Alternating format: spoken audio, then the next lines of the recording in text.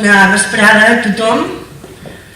Jo m'aduia més o menys unes paraules per dir, pensades, no estaven escrites, no les duia escrites, però sí que les tenia al cap, les tenia al cor, però us haig de confessar que després d'aquesta introducció tan bella, tan ben feta, tan emocionant, tinc la pell de gallina i em sembla que m'he quedat en blanc de tot el que volia dir. Però vaja, intentaré dir alguna cosa.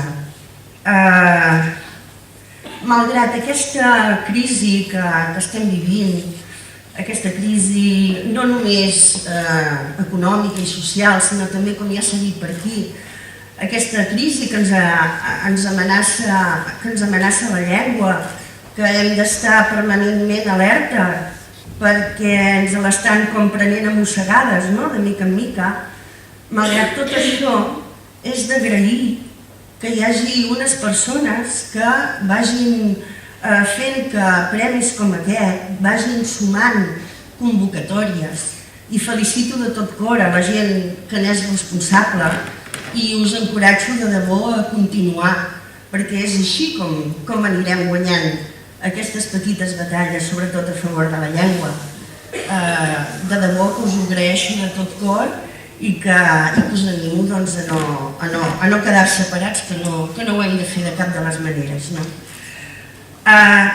L'obra Vida, obra i secrets d'Helena Mascort és una obra que parla de llibres, que parla de la relació entre una escriptora i un estudiant que li està fent un treball de recerca, però parla també molt de sentiments. Parla de remordiments, parla de solitud, parla d'instint maternal, parla de por i parla, com us he dit, parla de llibres.